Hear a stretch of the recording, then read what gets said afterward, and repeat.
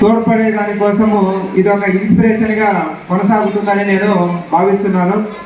మామూలుగా మనకు ఫ్రెండ్ అంటే మనకు అన్నిట్లో సపోర్టుగా ఉండడా? నిజమైన ఫ్రెండ్ ఎప్పుడు కూడా మనలో చేసే మంచిని ప్రోత్సహిస్తూ, మనలో ఏవైనా చెడు లక్షణాలు ఏవైనా ఉంటే వాటిని మనకు సున్నితంగా తెలియపరిచి చెడు మార్గం వైపు వెళ్లకుండా అండదండగా ఉండి ఒక మార్గదర్శిగా ఇంట్లో తల్లిదండ్రుల తర్వాత, స్కూల్లో కాలేజెస్లో గురువుల తర్వాత మనల్ని సన్మార్గంలో నడిపించేటటువంటి గొప్ప వ్యక్తి ఫ్రెండ్. అటువంటి వారే నిజమైన ఫ్రెండ్స్. అంతే తప్పనించి మనం చేసే పనిలో మనం చెడు చేస్తున్నా కూడా మనకు వెన్ను తట్టి ప్రోత్సహించేవాడు నిజమైన ఫ్రెండ్ కాదు.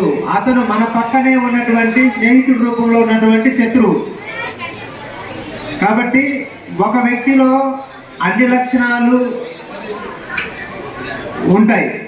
వాటిల్లో ఎక్కువ శాతము మంచి లక్షణాలు కలిగి ఉన్నటువంటి వ్యక్తుల్ని మనము ఫ్రెండ్స్గా ఎన్నుకొని వారితో స్నేహం చేస్తే వారి యొక్క స్నేహము మనకు జీవితాంతము ఒక తోడుగా ఉంటుంది.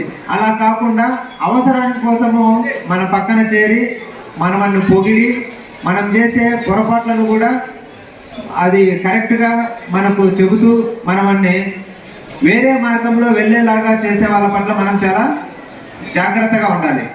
అలా లేకపోతే మన జీవితాన్ని వాళ్ళ చేతుల్లో పెట్టి వాళ్ళు కోరుకున్న విధంగా మన జీవితాన్ని నాశనం చేసుకునే అవకాశము